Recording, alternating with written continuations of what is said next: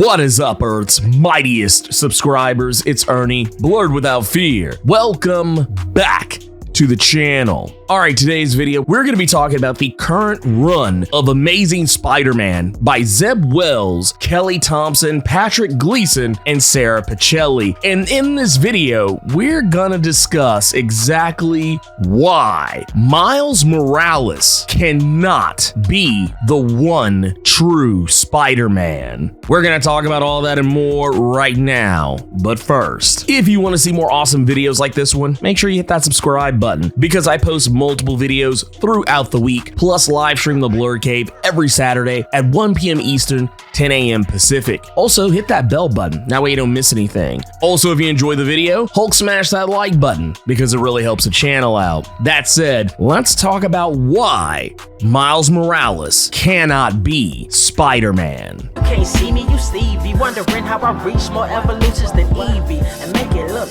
easy.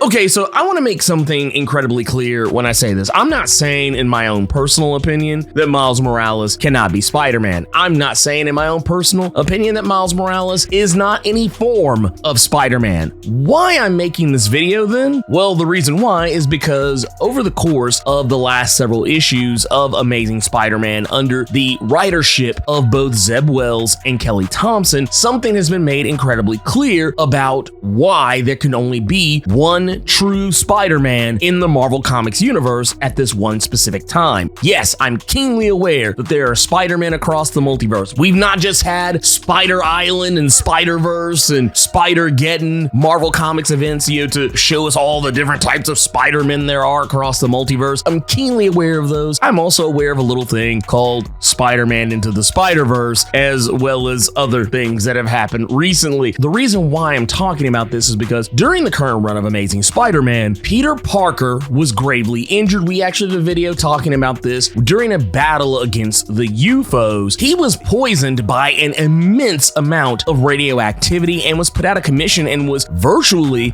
on death's door. And Ben Reilly, who is the Spider-Man clone who at one point in time was thought to be the one true Spider-Man, the real Peter Parker, and Peter Parker was a clone, and then that got walked back. It was a whole debacle. I'm not going into it. Point of the matter is that Ben Reilly has been back on the scene, no longer the Scarlet Spider, but now he is the one true Spider-Man. And the reason behind that is because he works for a corporation called Beyond. Beyond recently acquired the trademark of Spider-Man, so for all intents and purposes in the eyes of the law, whoever they want to be Spider-Man is the one true Spider-Man. There was even some issue when Ben Reilly recently reappeared as Spider-Man in Amazing Spider-Man number 75, and the Beyond Corporation was really cantankerous about the idea of Peter Parker running around as Spider-Man. When we get to Amazing Spider-Man number 81, which is when Saladin Ahmed steps in as writer for this issue, Ben Reilly and Miles Morales cross paths, and the Beyond Corporation becomes incredibly angry. And it just so happens that just previously we learned that Maxine Danger, a new character that was recently introduced in Amazing Spider-Man number 77. This woman runs a very particular department of the Beyond Corporation, which is their superhero development project. Maxine Danger is an incredibly uncaring and unkind woman, as her name might imply. She is taking legal action, or is at least prepared to take legal action against what they consider the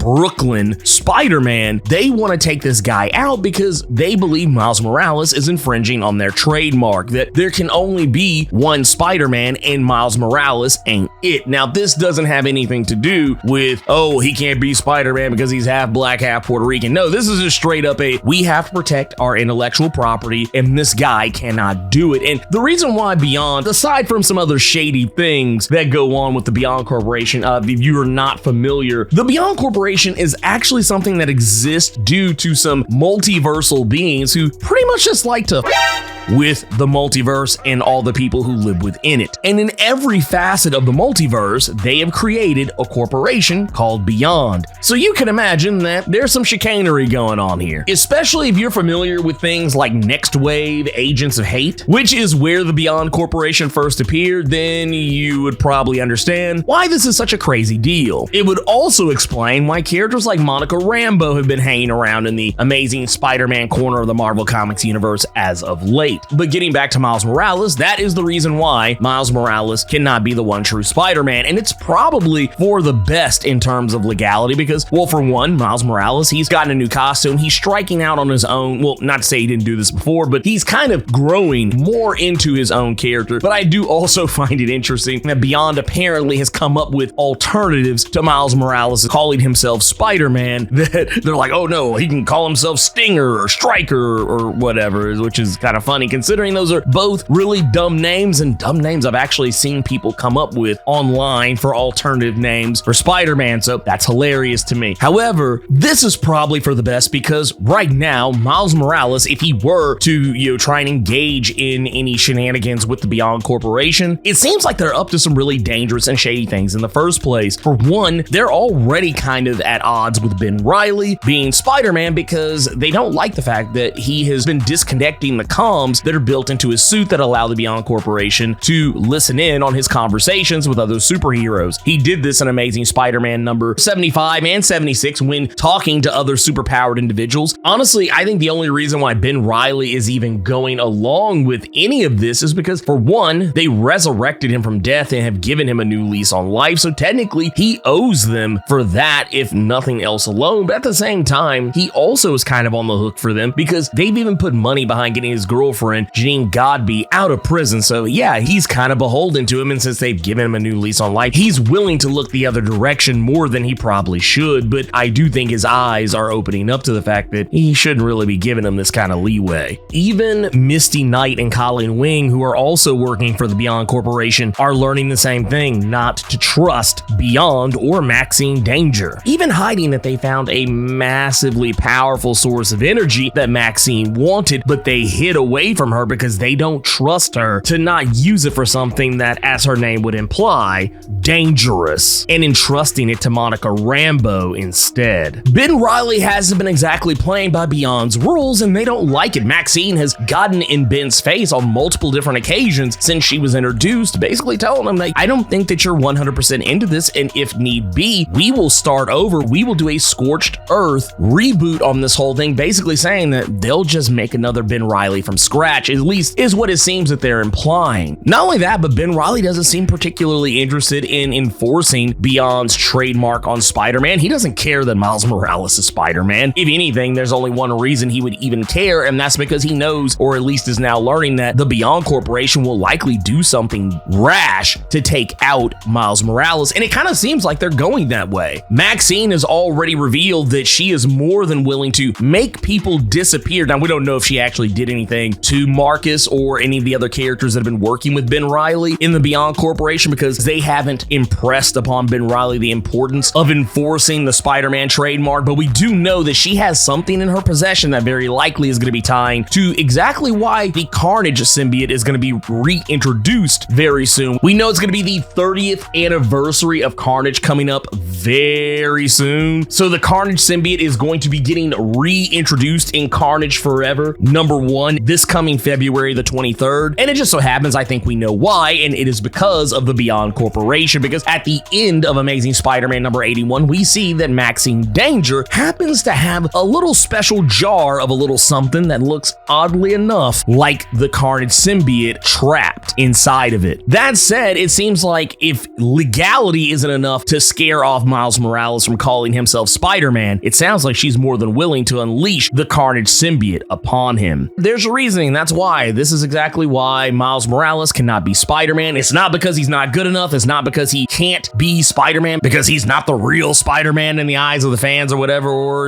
some other silly reason. Literally, it's because of a trademark. He cannot be Spider-Man because he is legally not allowed to be, because that's how IPs work. And if you're watching this video, you don't understand why that is an actual valid reason. It's because, think about it, companies enforce their trademarks all the time. I actually like to use video games as an example in these situations. Some people may remember all the times that, some homegrown team of individuals who, are just, regular people out there in the world, they try to create some reboot or remaster or a retelling of a popular IP in video games that the companies who own these IPs have no interest in, or at least appear to have no interest in doing. And then suddenly when this project to reboot, remaster, or remake whatever that IP is sees the light of day, suddenly it gets shut down by the companies who who own those IPs. And that's because while those projects are all well and good, you have to protect your IP. Otherwise, you erode your ability to protect it in court when you actually have to. That's just a weird way that the law works. It's why certain companies go hard body after individuals for doing things that kind of seem not that big a deal. It's because if you don't protect your IP every time that it is infringed upon, even when it's something that doesn't necessarily hurt you, if you decide to willy-nilly try to protect your IP at some later date, when it actually is in danger, the court will very likely say, well, you didn't protect it this one time or these 10 other times that it was being infringed upon, so it's okay. We're not gonna enforce it here. That's kind of how the law works sometimes, and just it's one of those deals. And Beyond is taking this incredibly serious, and probably for good reason. They spent a lot of money, they put a lot of resources into this whole thing, buying the Spider-Man trademark, investing money in their superhero development department, and resurrecting Ben Reilly, and potentially setting up even a possibility to resurrect Ben Reilly on multiple other occasions so they can reboot him whenever they need to, in case he gets out of line. Yeah, there's a reason why they're doing this. And honestly, I don't think the plan is,